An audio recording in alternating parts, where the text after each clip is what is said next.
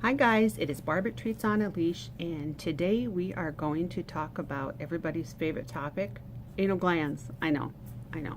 Um, but we have a lot of customers whose dogs have anal gland issues, and our dog has anal gland issues.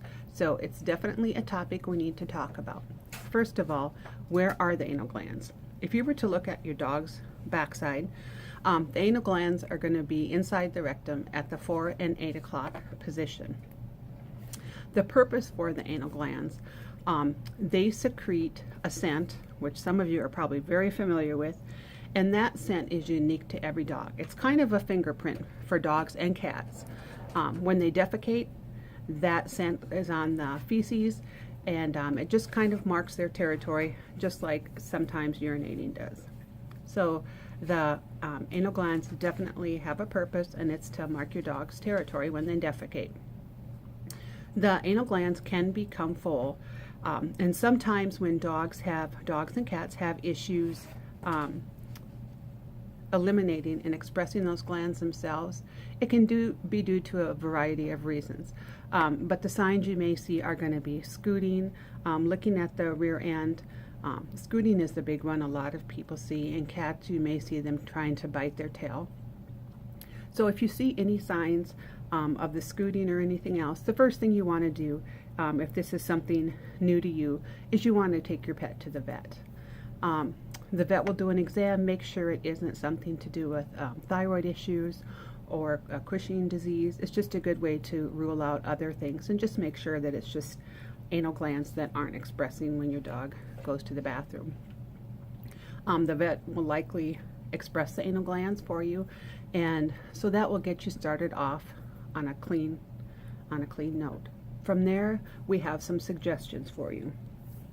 Our vet first recommended that we try adding pumpkin to Willow's diet, and we do pumpkin once a day. We do about a tablespoon on her food in the morning. This was our regimen for a month. And for us, this alone did not provide the results that we wanted to see. Willow still needed to have her glands expressed. So we found a product and we brought it into the store. It was recommended by another vet, Glandex. Glandex is another fiber product, just as the pumpkin. It comes in beef liver flavor. It's a powder that you can sprinkle on food, and it also comes in these peanut butter chews. The beef liver powder is shelf stable. The peanut butter chews need to be refrigerated once open. But we've added this to Willow's regimen, and it's made a big difference. Something else you can do is to use salmon oil. We've talked about salmon oil and all the benefits of salmon oil. It helps the skin and coat, but it also has the omega-3 fatty acid, which is great for anti-inflammatory. So it's going to help calm down any inflamed issues with the anal glands. So Willow also gets this each day. For Willow, I think we said we had expressed her glands 3 times in 2 years, and I just did it again yesterday. We are going to start adding pumpkin to her diet twice a day, just because she needs that extra fiber. All dogs are different, and the reason their glands can get impacted is due to a variety of reasons. Sometimes it's usually that they don't have enough fiber in their diet. If their stools are too small, it's not going to push on those glands and express them like they should. So making sure your dog's diet has enough fiber in it is really important, and low fiber can result from any kind of diet. So just add that extra fiber. They can also become full just due to anatomy. All of our pets are a little bit different, and sometimes they just don't get expressed like they should if they're angled just a little bit. So it's a variety of reasons, but we do have things to help. If your dog does have to have the glands expressed, ask your vet to show you how to do that at home. You can do it either manually from the outside, or you can do it internally. We've tried to do Willow's externally, and we just didn't have a lot of luck with that. So for us, we have to actually do it internally.